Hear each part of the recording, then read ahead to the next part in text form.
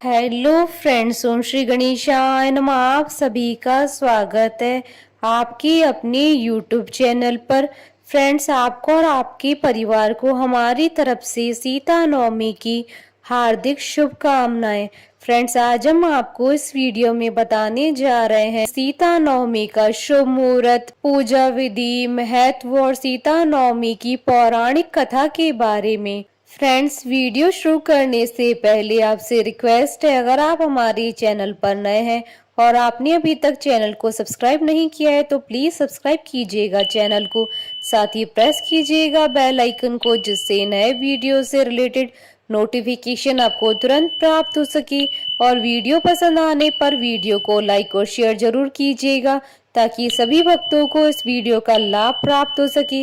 और comment box में ओम श्री गणेशाय नमः जरूर लिखिएगा। वैशाख मास के शुक्ल पक्ष की नवमी को सीता नवमी कहते हैं। धर्म ग्रंथों के अनुसार इसी दिन माता सीता का प्राकट्य हुआ था।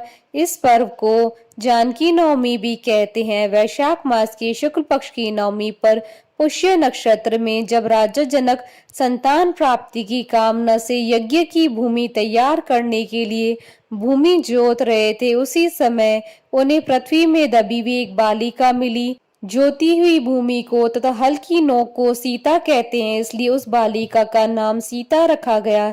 इस दिन वैष्णव संप्रदाय के भक्त माता सीता के निमित्त व्रत रखते हैं और पूजा करते हैं। ऐसा माना जाता है कि जो भी इस दिन व्रत रखता है वह श्री राम सहित माता सीता की पूजा करता है। उसे पृथ्वी दान का फल, 16 महान दानों का फल तथा सभी तीर्थों के दर्शन का फल अपने आप मिल जाता है, इसलिए इस दिन व्रत अवश्य रखना चाहिए। देवी सीता पवित्रता, त्याग, समर्पण, साहस और धैर्य के प्रतीक के रूप में पूजनीय है।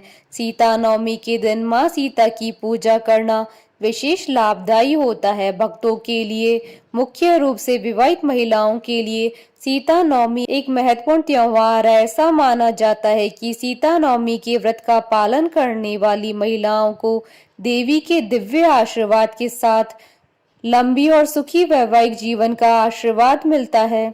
फ्रेंड्स, अब आइए जानते हैं सीता नवमी के शुभ मुहूर्त के बारे में। हिंदू पंचांग के अनुसार इस बार सीता नवमी 10 मई 2022 मंगलवार के दिन है। नवमी तिथि प्रारंभ होगी 9 मई 2022 को शाम 6:32 पर और नवमी तिथि का समापन होगा 10 मई 2022 को शाम 7:24 पर।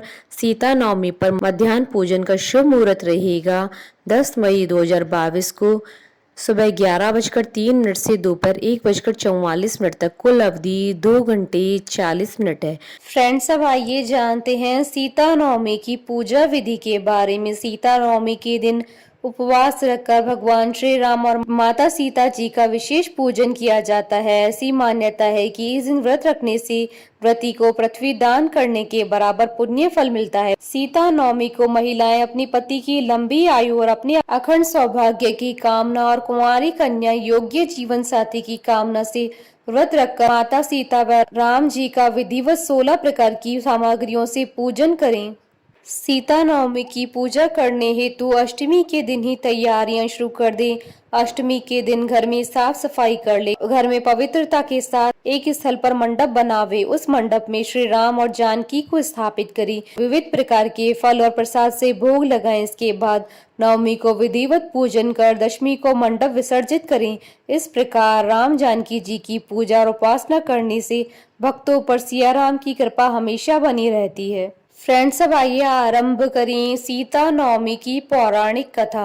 पौराणिक कथा के अनुसार मारवाड़ क्षेत्र में एक वेद पाठी श्रेष्ठ धर्मधुरीण ब्राह्मण निवास करते थे।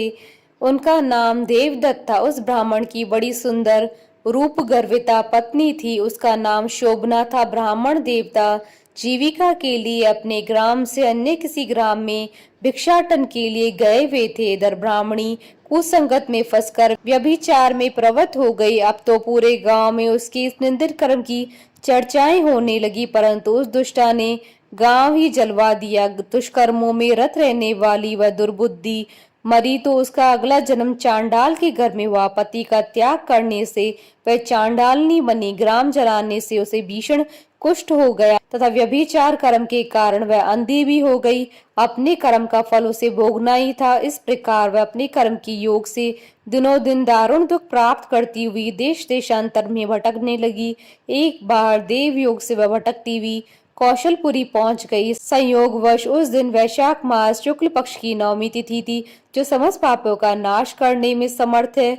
सीता नवमी के पावन उत्सव पर भूख प्यास से व्याकुल व दुखियारी इस प्रकार प्रार्थना करने लगी, हे सज्जनों, मुझ पर कृपा करके मुझे भोजन की सामग्री प्रदान करो, मैं भूख से मर रही हूँ। ऐसा कहती हुई वह स्त्री श्री कनक भवन के सामने बने हुए 1000 पुष्प मंडित स्तंभों से गुजरती हुई उसमें प्रविष्ट हुई। उसने पुनः पुकार लगाई, भैया कोई तो मेरी मदद करो, कुछ भोजन दे दो।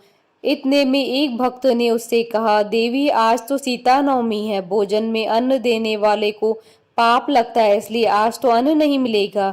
कल पारणा करने के समय आना, ठाकुर जी का प्रसाद भरपेट मिलेगा। किंतु वह नहीं मानी। अधिक कहने पर भक्त ने उसे तुलसी और जल प्रदान किया। वह पापनी भूख से मर गई, किंतु इसी बहाने अनजाने में उसे सीता नवमी का व्रत पूरा हो गया। अब तो परम कृपालिनी ने उसे समस्त पापों से मुक्त कर दिया। इस व्रत के प्रभाव से वह पापिनी निर्मल होकर स्वर्ग में आनंद पूर्वक अनंत वर्षों तक रही। तत्पश्चात वह काम रूप देश के महाराज जयसिंह की महारानी काम कला के नाम से विख्यात हुई। जाति सम्राट उस महान साध्वी ने अपने स्वराज्य में अनेक देवालय बनवाए, जिसमें जानकी रघुनाथ की प्रतिष्ठा करवाई। अतः सीता नवमी पर जो श्रद्धालु माता जानकी का पूजन अर्चन करते हैं, उन्हें सभी प्रकार के सुख सौभाग्य प्राप्त होते हैं। इस दिन जानकी स्तोत्र, रामचरितमानस आदि का पाठ करने से मनुष्य के सभी कष्ट दूर हो जाते हैं। बोलिए माता सीता की जय, बोलिए सिया रामचंद्र जी की जय। हमारे साथ इस वीडियो में अंत तक बने रहने के लिए आपका धन्यवाद। ओम श्री गणेशाय नमः।